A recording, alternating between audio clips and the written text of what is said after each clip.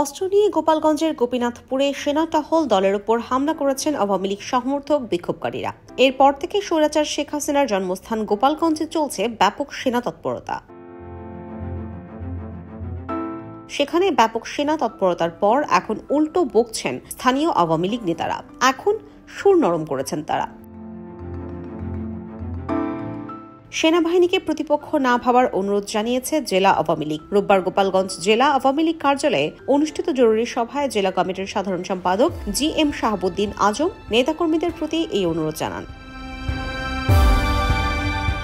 এই জরুরি সভায় জেলা আওয়ামী লীগের সাধারণ সম্পাদক নেতাকর্মীদের শান্তিপূর্ণভাবে আন্দোলন করার আহ্বান জানিয়ে বলেন, সেনাবাহিনী তাদের প্রতিপক্ষ নয়, তাদের কাজ করতে সহায়তা করতে হবে। তিনি হুঁশিয়ারি উচ্চারণ করে নেতাকর্মীদের উদ্দেশ্যে বলেন, এরপর কোনো নেতা বা কর্মী যদি বিশৃঙ্খলা করেন তাহলে জেলা আওয়ামী লীগ তার দায়িত্ব নেবে না। তিনি জানান, অন্যান্য বছর যেভাবে 15 আগস্ট জাতীয় শোক দিবস পালন করা হয়, এবছরও শোক দিবস সেভাবেই পালন করা হবে।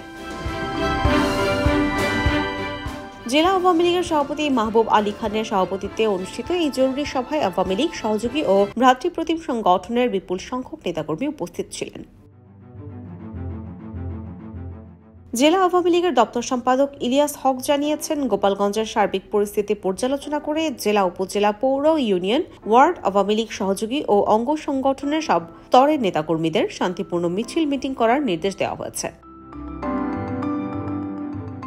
মিছিল বা মিটিংয়ে কোনো দেশি অস্ত্র, লাঠিসোঁটা প্রদর্শন করা যাবে না। গত কয়েকদিন আওয়ামী লীগ সভানেত্রী শেখ হাসিনাকে দেশে ফিরিয়ে আনার দাবিতে শান্তিপূর্ণ মিছিল সমাবেশ হয়েছে, কিন্তু শনিবার কিছু অনাকাঙ্ক্ষিত ঘটনা ঘটেছে। এটি কোনোভাবে মুজিব আদর্শের সৈনিকদের কাছে তাদের কাম্য নয়।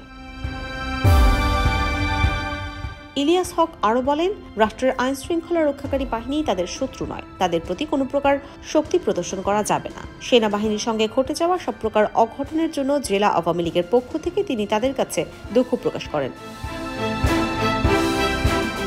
ভবিষ্যতে এরকম কোনো অঘটন ঘটলে তার দায় জেলা আওয়ামী লীগ দেবে না। যে এ ধরনের ঘটনা ঘটাবে তারা তাকে দুষ্কৃতকারী হিসেবে আইন শৃঙ্খলা রক্ষাকারী বাহিনীর হাতে তুলে দেবেন। IBTV USA News Desk।